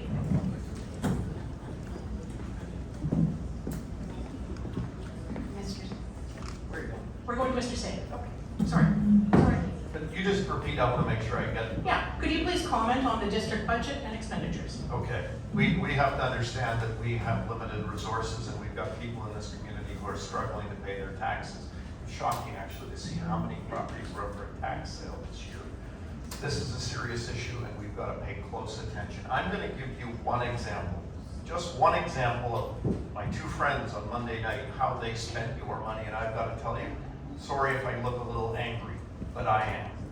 On Monday night, they approved a new charge for it's a small charge, only $190,000 being spent to collect compost and recycling in our parks. $100,000 for a capital expenditure to build these new containers and $90,000 operational. Okay, so we're all good, right? We're collecting compost from our parks. I've got a real problem with this. 2 years ago, I hope my colleagues know where the compost was going. It was going to the transfer station and it was taken by a company called Sea to Sky, and it was going up north of Pemberton and it was being recycled by the First Nations. They got our federal government grant to build a state-of-the-art recycling facility. It was then taken as fertilizer and returned and sold on the Squamish First Nations property. Not a bad idea, pretty good idea. Last April, Madam Mayor, on the Metro board, and the Metro entered into a new contract. They took the contract away from Sea to Sky and they gave it to a company called Arrow Transport. Do you know where your compost that you're dutifully separating goes to right now? It's going into a copper mine in Princeton. And I'm sorry, that really bothers me. And Ms. Booth. Okay, so there's been a lot of misstatements. I don't know if I can actually address them all, but that is absolutely false about the copper mine. The RFP went to the request for proposals the same one went to a number of suppliers and they bid on it based on set criteria. So I don't know where that information is coming from, and I sit at the Metro table. I do want to just address Mr. Wong's constant reference to teaching poor people how to grow food. It's actually in our strategic plan to foster knowledge about gardening and growing our own food, increase education and awareness of how to grow your own food, and ensure that the vulnerable have nutritional support, including the Feed the Need program. So I think nutrition for our seniors is important, and there's a lot of people that take a lot of joy in community gardening in this community. As far as the finances, when I joined council, I inherited a bit of a mess from previous councils. They were not in good shape. Years of 0% tax increases had meant that we were taking from our capital budget to cover operating, because everybody knows that operating costs are going up with inflation. So that's why the police station fell down, the youth center had to be demolished. The washrooms fell into disrepair. So we keep our increases below or at inflation in operating, and I'm very proud of the asset management program. We didn't even have an inventory of our assets, our $1 billion worth of buildings and facilities. We didn't even have an inventory. Now we've done an inventory, an assessment, and we know what our long-term obligations are going to be over the next 20 years. And by the way, we were only putting away half what was needed, $7.5 million. We've raised that to $15 million, and that's why you're starting to see the washrooms have been renovated. We're starting to maintain our facilities. Actually, if you can hold on to hold up the microphone, it'll be to Ms. Booth, Mr. Sagers, and Mr. Wong. The last budget, District of West Vancouver established a 1% climate levy. How do you think these monies should be spent? And I'd like to stress this is a finance question. I'd like to know how you'd spend these monies, because when we asked this the other day, we just got to hear about how the climate is an emergency. So please address this as a finance question. Ms. Booth. Okay, so we did pass a climate, first of all, in July of 2019, we declared a climate emergency. Then we appointed an environmental manager to actually address climate change. Because you know what? A principle's not a principle until it costs you money.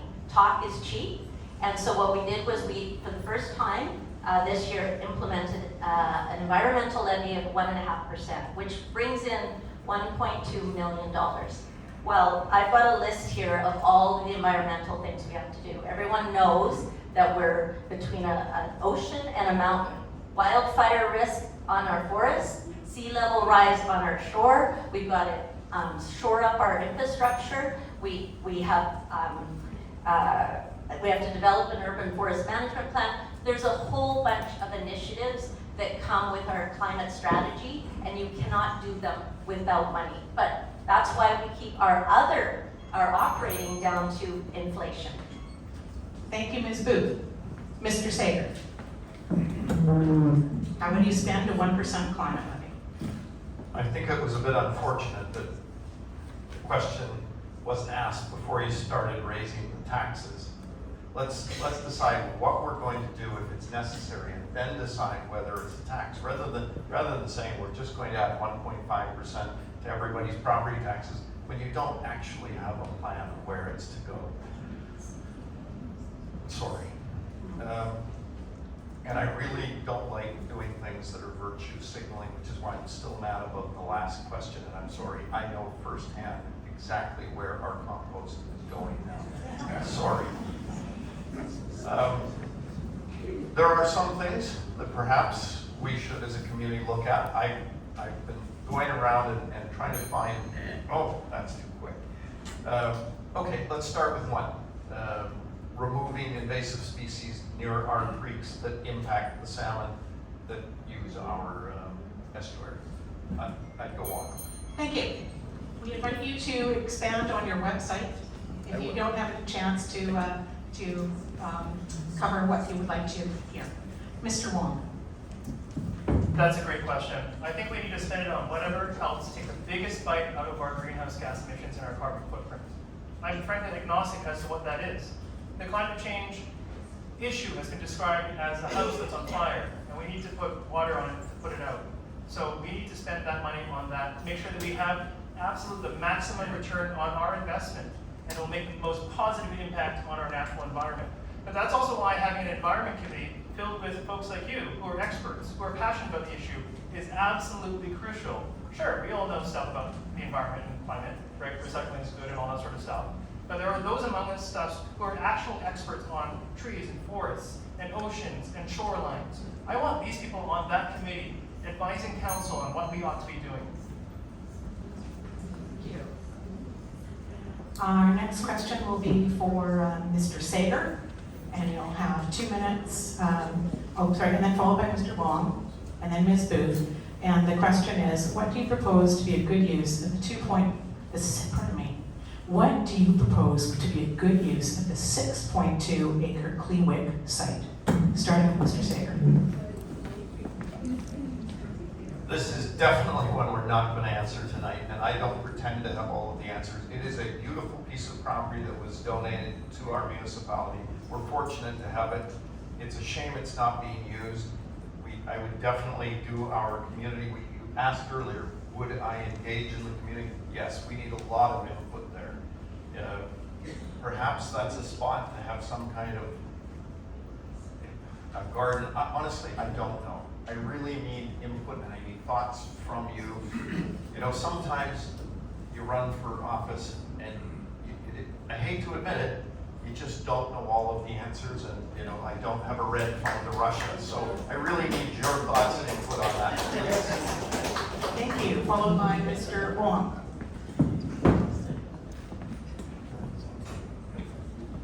That's a great question, Scenery. So when the land was given to West Vancouver, the municipality, it came with certain restrictions. The owners or previous owners wanted it to be used for the arts or recreation or things that would benefit the community. So it's fairly broad, but there are certain themes that they wanted it to be used for. We need to make sure that we're using it for that purposes, but also make sure that we're maximizing a beautiful piece of land and a great piece of part of the community. Like I said, land is the one thing we're not making more of. So we need to be wise with how we use it. I remember back when I was young, there used to be arts programs, there's drama programs. We could still have that. We could still have horticultural things. We could have kids programs, youth programs, senior programs. There's so much we could be doing on that property, but we need to put our heads together. I've oftentimes said if 2 heads are better than one, then certainly 44,000 heads are better than one. And so I want to take advantage of all of your ideas, because this community is not just mine. It's actually not just yours, it's our community. Thank you, Mr. Wong. Now, Ms. Booth. So this was another issue that was kicked down the road since 1965 when Eflin Trapp donated the land, and it was neglected. And that's what happens when you don't have the money. You just neglect your assets. So our council finally made a decision. It wasn't an easy one. We had to take down Eflin Trapp's house, but really the reason she left this piece of property to the district is she was really proud of the garden, and she'd entertain in the garden. She didn't marry, she'd have her nieces and nephews. She was an amazing woman, actually. First woman president of the Canadian Medical Association. I didn't know her, but I read about her, obviously. So what we're doing there is we've cleaned it up. We've taken down the dilapidated house, we've landscaped the land, and we are consulting with the community, actually. We're in the process of consulting, and I think it is a great site for community gardens, for horticulture, you know, a lovely little educational gazebo, I think would be great. And people are always hiking in that area. Having a washroom would be helpful. I think the Colony Farms model out in Coquitlam is great, because you do need sheds and things for gardening equipment and tools and water. So I think, what I don't think it's a good location for is arts programming. There's no transit. It's not close to the center of the community. I know it was used for that, but Eflin Trapp's bequest was pretty definitive around recreation, community recreation. So it won't be housing. We won't be using it for housing. Anyway, it's gorgeous, and I'm really proud that we finally cleaned it up and made a decision about it. Thank you, Ms. Booth. Our next question will start with Mr. Wong, go to Ms. Booth, and then Mr. Sager. A transit hub was not a component of the Marine Drive local area plan, nor was it negotiated when the Park Royal Gateway project was upzoned. Some transit officials have stated that Park Royal is a natural spot for a transit hub being multiple bus bays, turnarounds, washrooms, etc. We currently only have overcrowded bus stops at this location. Would you like to comment? Yes, I definitely would like to comment. And this is why our missing transportation plan is absolutely crucial. 10 to 12 years ago, the transportation landscape was not the same. We didn't have electric cars, or maybe we did, they were just starting out. It's a completely different world out there, and we need to be planning for the future. We can't keep making transportation plans that are half-baked and sloppy. Remember the Beeline debacle? Let's call it that for what it is. They wanted to turn around a bus around all 4 sides of Irwin Park Elementary every 7 to 10 minutes. So it would be your child or my child that gets hit first. And what are we going to do about that? How is that even a good idea? Now, I'm not saying that transit is bad. No, absolutely, we need better transit to move people up north and south, east and west.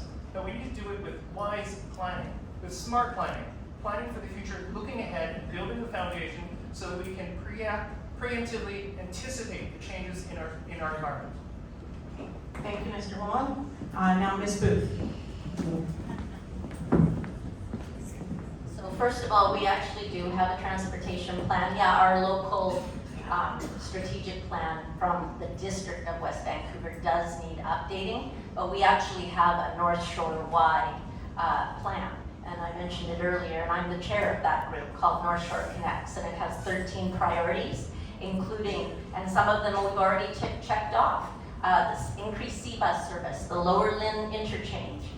We're looking at another east-west connection across the North Shore. I already mentioned rapid transit from Metrotown to Park Royal, improvements to our cycling and pedestrian infrastructure, land use, collaborative land use planning, because the best transportation plan is a good land use planning. So we actually have a very comprehensive plan that went through, first INSTEP was the acronym that was used, through, they looked at 600 different ideas and evaluated ideas about tunnels, etc. And ultimately, rapid transit will have a third crossing parallel to the second narrows. We've chosen an alignment, and we're just looking now for the province and the feds to step up with funding. So And as far I know, it was mentioned that I wasn't on the mayor's council. I will be on this round. Councillor Cameron was my designate. He was very passionate about it, but we had to have a very close relationship because I was chair of North Shore Connect, so I at all times had to know what was going on at the TransLink table, and I was happy that he took that off my plate because I sit on about 4 committees at Metro as well. Now, as far as the transit hub goes, that's private property. We cannot, TransLink's not going to go in and expropriate private property. That's Larco's property. They own the shopping mall. So, and again, it never was recommended by TransLink. Quite honestly, I'm not even sure what is meant by a transit hub because the buses do fine as it is right now. Thank you, Ms. Booth. Mr. Sager. 2 minutes? Yes, yes. Yeah, I don't see how we get a transit hub anywhere near Park Royal. It is private land.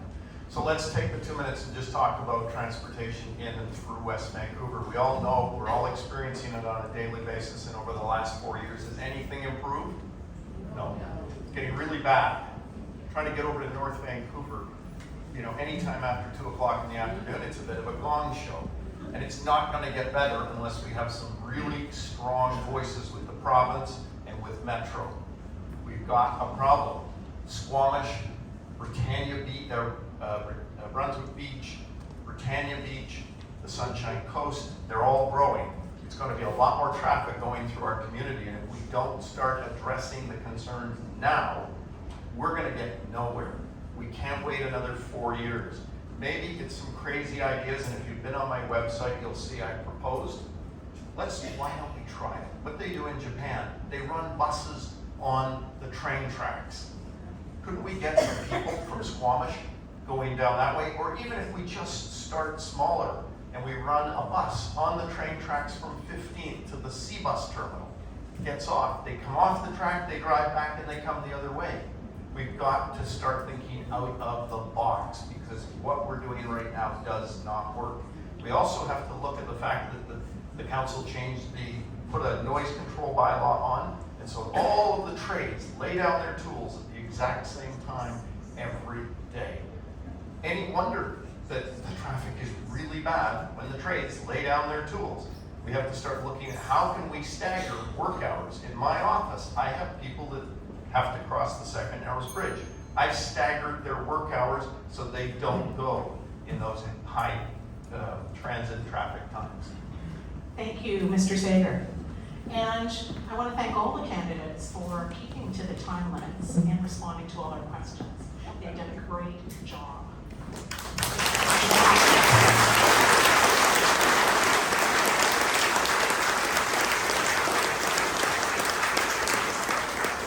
We're now going to move into closing remarks in the reverse order that we started, starting with Mr. Long, going to Mr. Sager, and finishing with Ms. Booth.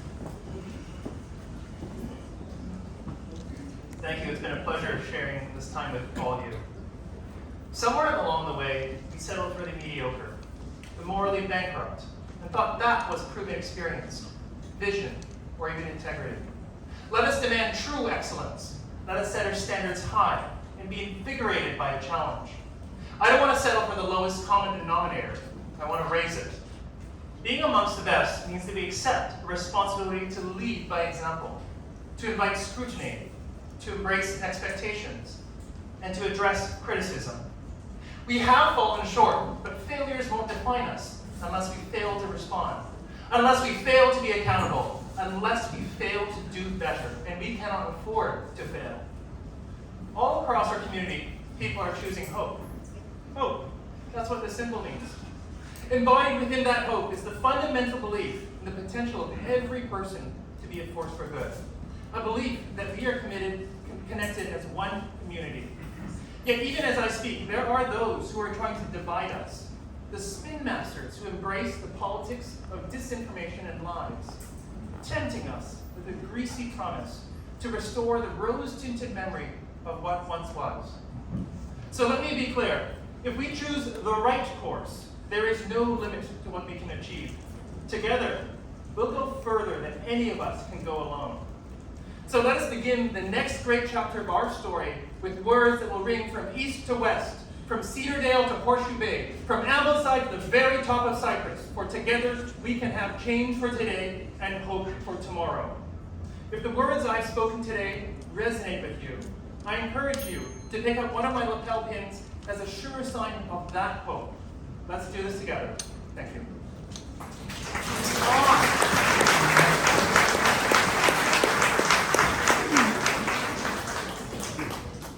Mr. Sager. Ladies and gentlemen, thanks so much for coming this evening. Thanks for your patience and listening to us. Also, I'd like to thank all of the people who have offered their service to run for council. We have 17 people, it's a record. There are some really qualified and good people offering themselves, and I'm excited for the future of council, very excited. The job of the mayor is to try and bring the community together, to get whoever you choose as the members of council to work respectfully and openly on your behalf. I enjoyed immensely my time doing that before. I had wonderful members of council. Do you know, in 6 years of being mayor, I think I only had to raise my hand on a split vote once. We had very different people with very different ideas, but we worked to consensus, and I think we made wise decisions. That's the mayor's fundamental job, is to get people to work together. It's not a one-man or one-person position. I would ask your consideration, I'd ask for your support. I would be honored to serve our community for the next 4 years. And thank you for listening. If you didn't get the question, or you had some other questions, we have our headquarters in the old West Van Florist. We're there to answer your questions, or give me a phone call, or go onto my website, and I look forward to the opportunity of serving you. Thank you so much.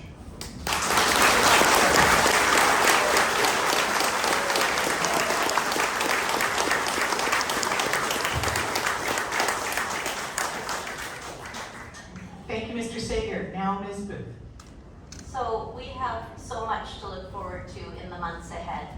We will soon have a new track and field at West Van Secondary for all of our residents to enjoy.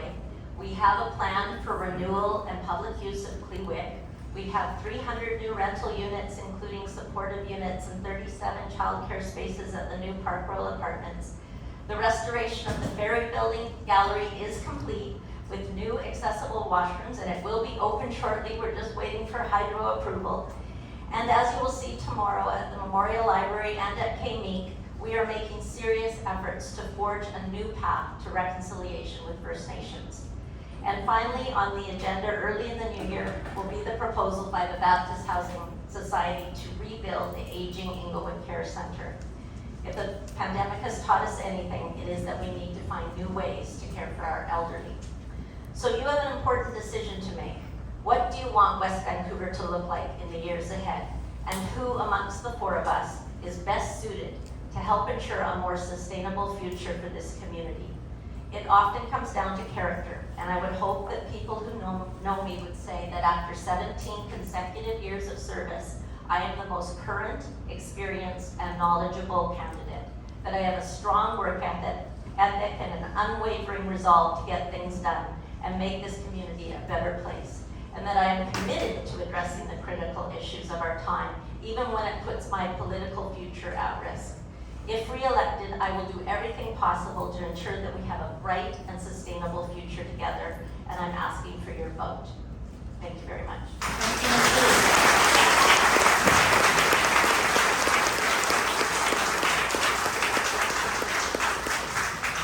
Before I ask you in joining me in thanking all of candidates collectively, I'd like to thank the remarkable volunteers from ADRA that put on and organized this event. ADRA is a organization, a neighborhood organization that is dedicated to keeping their members informed and involved. You may wish to consider joining. It's the best bargain you can get.